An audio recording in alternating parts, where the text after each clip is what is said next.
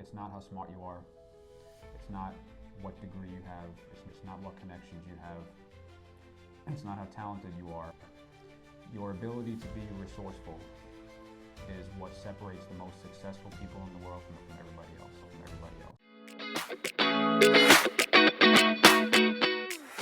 Hello, Dominick. Hi. Dominick Rivera here, Realty Standard. Wanted to bring Dominick in as a guest because I've known him for a very long time, and he is an absolute genius on many areas of his life, and he's innovative, and I know we can learn so much from him. So Dominick, welcome to the Give or Gain Show. Thank you so much. I'm happy to be here. So Dom, tell me a little bit about your business. I know you've been in real estate for some time. How long have you been in real estate? I've been in real estate for 15 years, since I'm 19. Wow. Yeah. And what made you get into was there a burning desire for real estate? As a teenager, I became curious about investments and financial markets and things of that nature, and I kind of fell into real estate. I learned how deep and intricate that industry is, and my curiosity never faded. Yeah, I mean, you came down, you moved from New York, right? I did. You came down and then had an opportunity to become a broker pretty early into your career. I was 21. Yeah. There was no grass growing under your feet. Tell me a little bit about when you got into the business, what were some of the things you had to overcome? Obviously you were very young, so what were the things that you had to overcome at such a young age to become so successful? Well, it was a good number of things. First of all, I didn't have any experience, and it's a competitive space. Mm-hmm. So figuring out how to break in and create a sustainable presence is very difficult. And the whole process of starting the company was just really an uphill battle. Mm-hmm. I completely bootstrapped it, and I was learning as I went. Mm-hmm. But the magic to it was I didn't have any pre-existing bias of how it should be. So every decision I made was just from my gut, mm-hmm. which is what made our company special, mm-hmm. and is what continues to make our company special. Yeah.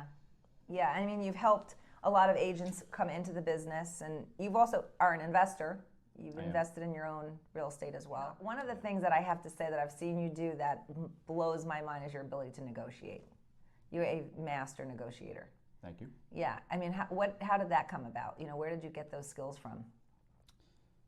Well, just experience, really. I mean, I kind of sucked in the beginning.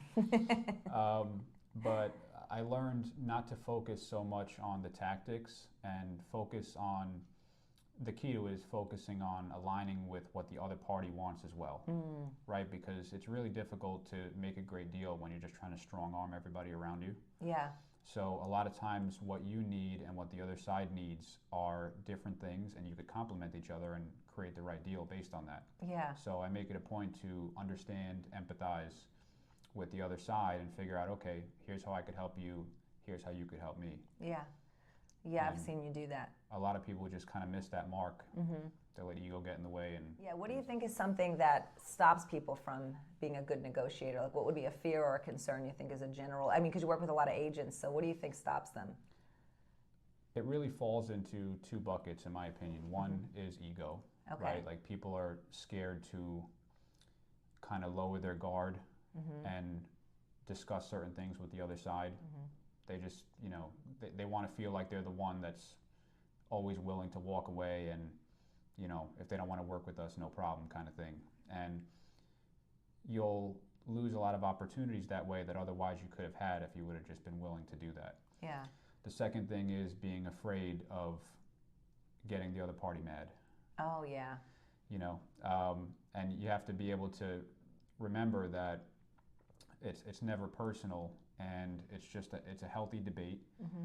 and you have to be willing to say exactly what you mean, or say things that don't necessarily align with what the other party's thinking right now, and be okay with however they're going to react, because eventually that smooths itself out.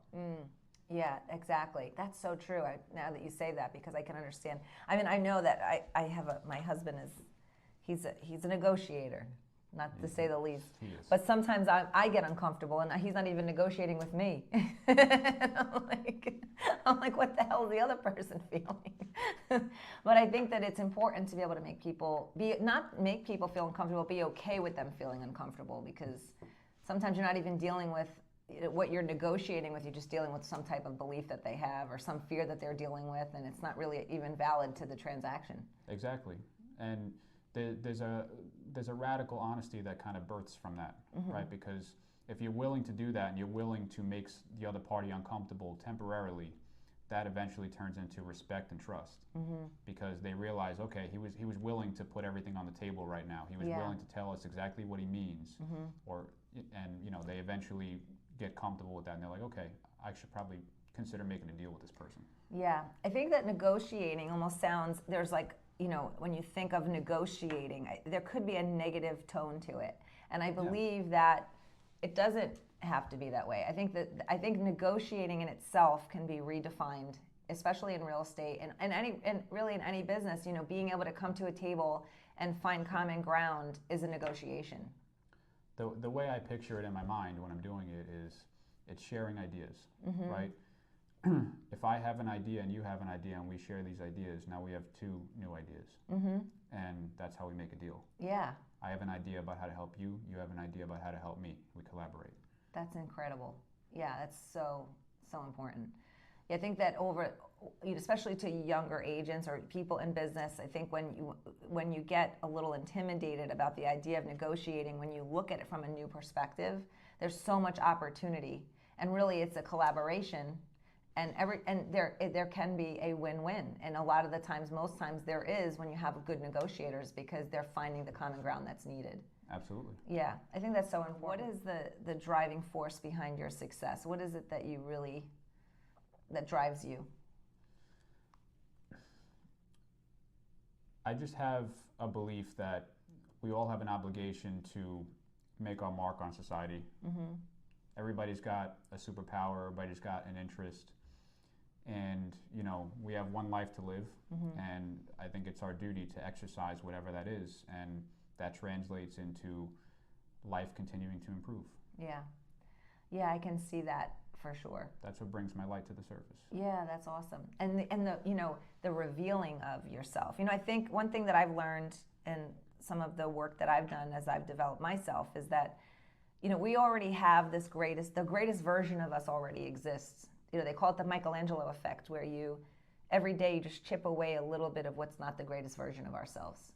And when we can live from that place, it's like, wow, we really are this work of art. And when we can put the time and energy into ourselves and our own personal development, I've heard many masters in business and other places just say, the greatest skill is the skill of working on yourself to become a better human being, and revealing a better version of yourself. And I truly believe that, the greatest version already exists. And the Michelangelo effect is they asked him, how did you know that the statue of David was there? How did you come up with that? And he said, all I did was chip away what wasn't David. And that's how the masterpiece became available to everyone to see. Powerful concept. Yeah, it is. And I know that you do that every day. You work on yourself to develop yourself, to kind of, it's not for a long part of my life, I remember feeling like I was seeking something, and now I feel like I'm just kind of more being revealed. There's not really a lot of seeking going on. The times that I feel the most in that space is when I'm making contributions. Oh, that's so powerful. When you're focused on output as opposed to consumption, that's the clearest path to your truest self, in my opinion. That is powerful. Absolutely. Because you're putting whatever you want life to look like, whatever you feel is going to help someone or something, you're putting it out there. That's usually rooted to who you really are. Definitely. Yeah, that definitely. And being able to know that going into your day, there's so much value every day. Every day it's we go to sleep, we wake up, we go to sleep, we wake up. And then when you have kids, I have 2 kids, so the days go pretty quick. And I remembered when I had someone living with us that was injured, and we were just kind of helping out for a little bit. And I remembered there was our cleaning girl that we've had for 15 years, who I love. She comes every other Friday. And I remember all of a sudden, when they were living there, they wanted to contribute and they wanted to pay that person because I didn't pay attention to how quickly they came, how quick 2 weeks went until they were living with us. Because they kept wanting to pay her just to contribute for staying at the house. And I was like, oh my gosh, they want to pay her again. Another 2 weeks just passed, you know? And it was like, goes so fast. And being able to slow it down to really, you know, enjoy the contributions we make every day, you know? It's a big deal. Yeah. What are some of the contributions you're making right now?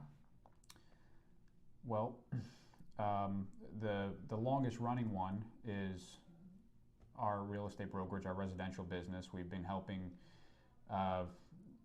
so many different kinds of clients make things happen. We started out specializing in pre-foreclosures and short sales. We helped a lot of people avoid foreclosure, and you know, from there we built the divisions to start helping first-time home buyers, eventually investors. Now we just started our commercial division, so anything from investments to land to corporate relocation, development, where we're looking to help everybody we can in those spaces. Yeah, and you've built some amazing relationships over the years, I would imagine. Oh, absolutely. Yeah. I've been lucky to meet some amazing people, and even a lot of my friends that I collaborate with on a business level. It's a big deal. Having strong relationships and continuing to build and nurture those relationships is very underrated. I agree. Yeah, I agree. And some of those relationships, I mean, I have had some people I've worked with for, I've been in the business 22 years. I just had lunch with a friend of mine, Henry. I've worked with him for almost 20 years. You know, we worked together for 15 years or so. So, you know, and the relationships, it's like, it's a partnership, you know, and I'm sure in those relationships, people have come to you. There's that output, you know, like what can you output? Being of service is a big way of how you can be an expanded person and have output. I'm sure they've come to you many times over the years, and not that you had anything to do with it, but they just trusted you. You became the trusted person. Yeah. Yeah. I mean, my philosophy is, you know, if you're going to bring someone into your network, you know, the purpose of the network is a big group of people that won't let each other lose. Yeah, I love that. So, you know, if you think about how powerful that could be as you expand that network of trusted people, that's one of the most powerful forces on earth. Oh my gosh, a group of people that refuse to let each other lose is one of the most powerful forces on earth. Oh my God, I love that. And that's what your network should be. Yeah. Yeah, and celebrating each other. Yeah. Yeah, really, because, you know, I think sometimes in relationships, it's normal to kind of, if you're not getting where you want to be right away, and you start comparing yourselves to other people's success, you can start to feel like, you know, wait, why is it not happening for me? And you know, we lose sight sometimes that it's all part of the journey. Everybody's time is a different time.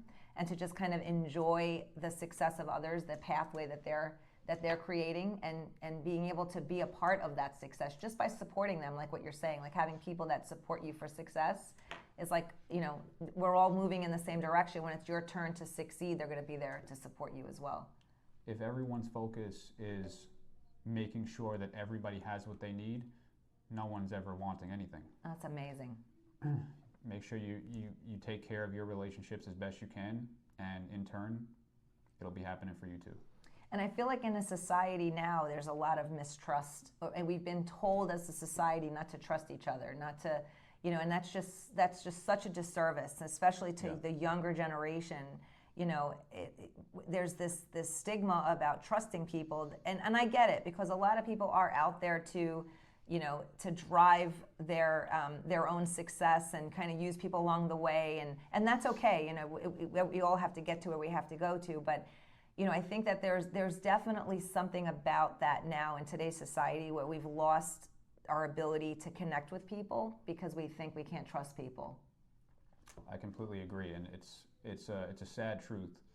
And honestly, there's really two buckets that exist right now. You know, you've got this group here that's competing, and then you've got this group here that's collaborating. Yes. And this group is where all the magic in the world happens. This is what makes the world go round. Yeah. And it could be people that initially look like your competitor, But when you collaborate in that space, that's where the magic happens. So how do you go from the competer to the collaborator? What's the trick? Well, for me, it just came from experience, because I felt the same way. You know, when I started the company and entered into the business, I was very focused on what the competition was doing, and that kind of took away my brain power from what I could be doing that's high impact. And as I began to focus more on this, I also, with that, started to think about, okay, how can I give this to someone else and help them? And how can we make something together? And eventually that just kind of became my mindset, and the more I found that the more I adopted that mindset, the faster I grew. Wow, that's incredible. And that's how your network grows, because eventually that mindset becomes contagious, and as everybody grows, you realize that this is the way it works. Yeah, it's so expansive. Yeah, I you know, for a long time I didn't meet with people in my industry, not intentionally. It's just that I was very focused on what I was doing. But over the last 6 months or so, I've met with some, you know, people that I've known in the industry for a long time. I just never sat and met with them, and I've really enjoyed getting to know people in my industry and seeing it from, because immediately, you know, the idea of competition is that there's not enough. It's literally a state of lack, because if there's not enough, then you have to compete. But when you get out of that and you just take a breath and you're like, okay, I did the best I could from that space. You know, competing, it drives you. It gives you, you know, you want to win. So people that want to win want to compete. I get that. When you're operating from that space all the time, it truly is a state of lack. You know, and there's times when you have to turn it on to be able to compete on something. But when you can step away from it and you enter into a different state, a state that there's enough, that there's plenty, you could just kind of take a deep breath and be like, okay, I can work with this person. We can get to know each other. We can get to like each other. This can be a person in my wheelhouse, you know, that a relationship, and not feel the need to compete. And that, for me, has been the shift into collaboration, and I love it. I love it. It's so true, and it's powerful. One of my best friends owns a company just like mine. As a matter of fact, I helped him start it, Mike. And we get asked all the time, what's it like to be competing with each other? And we're like, we're not. As a matter of fact, we get together every week and we share ideas. I love that. And there's always enough. Yeah, exactly. When you get into relationships like that, you end up helping each other in ways that you're not even present to. And it's powerful. And there's that force you were talking about. It just becomes a force. Yeah. Yeah, and you both thrive from it. 100%. Yeah. Yeah, I think competing is just really it's a very low energy state, because what happens is, the reason why it's low energy is because you run out of energy there. And when you collaborate and you get to know people and you contribute to people in a true way of generosity, you get energy. So you just thrive. You thrive. You can only compete for so long. You literally just run out of energy. It's true. And I don't remember who said it, but I heard someone say this and it stuck with me years ago. They're competing at the bottom and they're collaborating at the top. Yeah. And whatever your industry is, whatever your ideas are, whatever your specialty is, if you want to be at the top of that, you need to collaborate. Yeah, I think so. You know, looking at the industry as a whole, where do you see it? What do you think is happening in the real estate industry, and are you excited about the future of it? I'm very excited about the future of it. I think there's some major shifts happening, but you know, sometimes those types of words scare people, but this is what happens as life progresses. You know, every industry eventually has a major shift and it evolves, and it's nothing to fear. But you know, as the world kind of becomes more connected and things start to change, you know, the real estate market expands in that way too. Yeah. And you know, the economy has gone through some ups and downs, and that's affected it. But overall, now I'm really optimistic about where it's going. Yeah, I feel the same way. I believe that things have to settle in, so we go through adjustment times. But at the end of the day, you know, Doug Duncan, the chief economist of Fannie Mae, he always says, you know, people create the market, because it's the people. Where are they going to live? What are they going to buy? You know, investors want to invest into real estate because it's a great opportunity to make money over a long period of time, and even over short periods of time. There's just so much opportunity in it, and it's a part of the basic need of a human being. We all need a place to live. So whether you're renting it or buying it, I mean, it's just such a huge part of everyone's life. And when our housing is taken care of, one of the reasons I love being in this industry is because I truly believe that when housing is settled and people have a place to be settled, they thrive. You know, I read it when I had my first child. There was a book called Baby Wise. And the very first chapter of that book said the most important thing, this was just about how to get a baby to sleep and eat, really. But the first chapter was that when a child is growing up in a home, that they're not worried about their home, they thrive.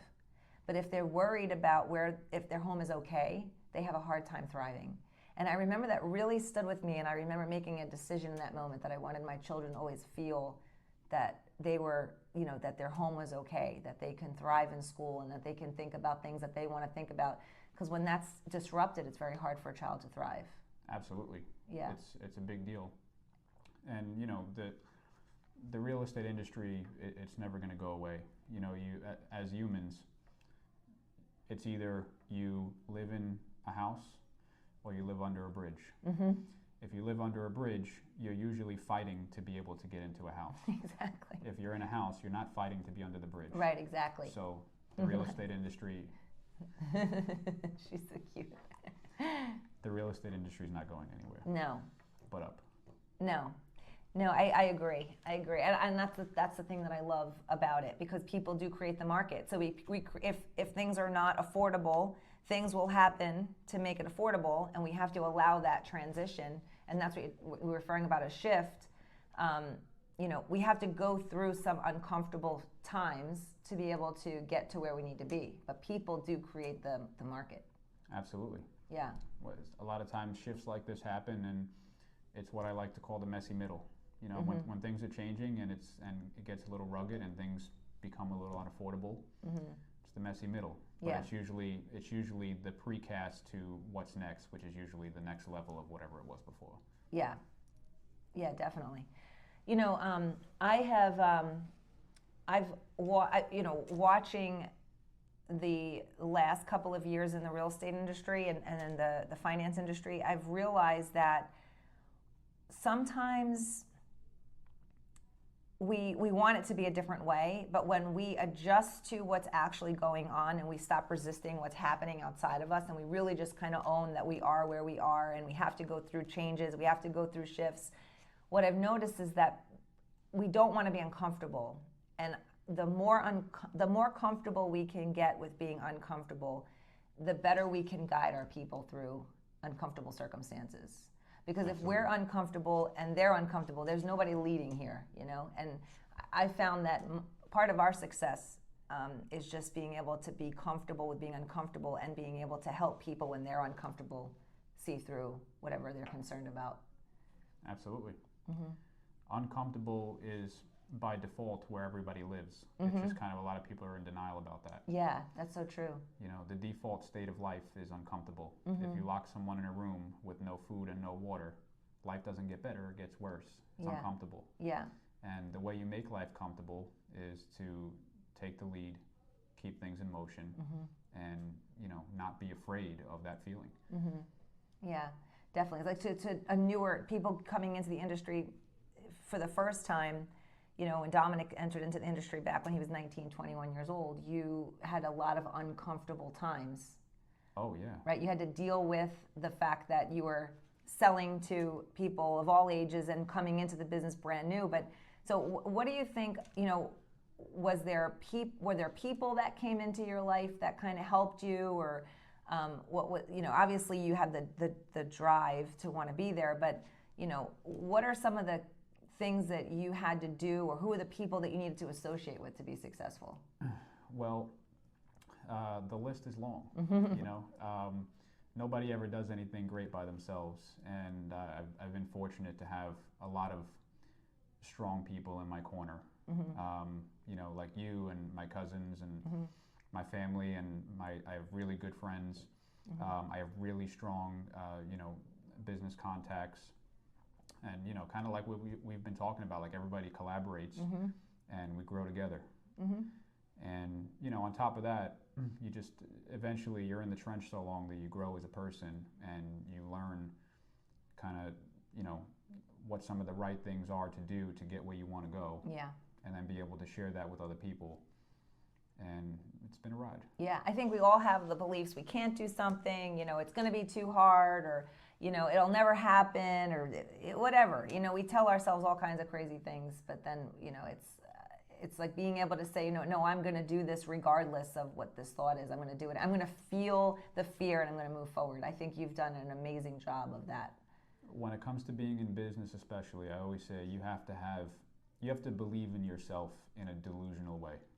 That's so powerful. Because being in business is one of the most unreasonable things that anybody could do. I think most people shouldn't do it unless they have that mindset. Yeah. Because there's always going to be people that are more experienced than you, that are more connected than you, that have more money than you. And you have to be okay with walking into that room and not letting any of that faze you, and just believing on a delusional level that you're going to do whatever you say you're going to do. And that's what makes magic happen. Yeah, with like certainty. We were just talking about that before. Having certainty, not walking around with hope. Hope is great when you're trying to get out of a situation and you need to be able to see something. But when you believe in something, there's no more hope anymore. You got to let that go and go into, this is what's happening. I am certain that I will succeed. And that's a whole nother level of it, because I feel like, there's times in life where hope, it's important to know what tool to use at different times. And I think sometimes what we do is we forget that we can put something down like hope because it helped us at one point and pick up the tool of certainty. And there's a transition from that, to hope I'm going to be successful, and then to say, no, wait a second, I am going to be successful. I will do this. I will do that. I will stay up late. I will have the conversation I don't want to have. It's a certainty, and I think it brings you to a whole nother level. I completely agree. And we have a philosophy here at the company called now, not how. You take action now. If you get stuck in contemplating and analyzing how you're going to do something, getting other people's opinions, studying this and waiting until you have this tool and this and that, the guy that just started working today is going to lap you 30 times. And it's so true. You have to jump off the cliff and build the parachute on the way down. Yeah, I love that. I love that. How. Yeah, for sure. It's like going to the top of a mountain on your skis, off the bunny hill, and just going for it. No one's ever got it figured out until they try it. Yeah, that's so true. We had a gentleman come in, Captain Plum. He was a prisoner of war, and he said that every day you got to pack your parachute, because he said that you pack other people's parachute, but you just know that you're gonna go in the plane, and you may have to jump out of the plane, but you got your parachute.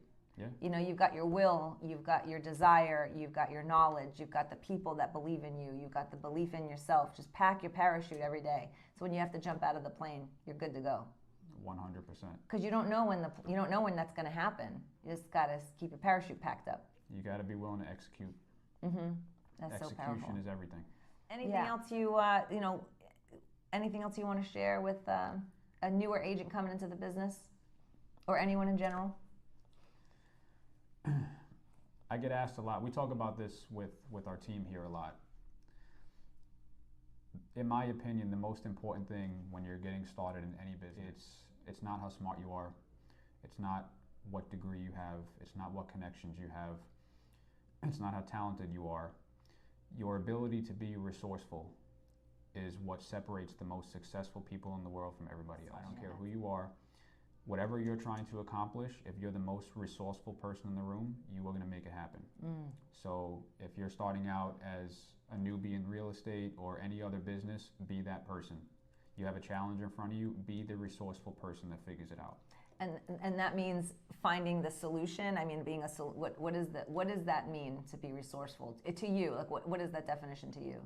When you're focused on solving a problem or accomplishing something, forget about the obstacles. Just figure out, what do I need to do to get there? Okay. Don't focus on how hard it is, how easy it is.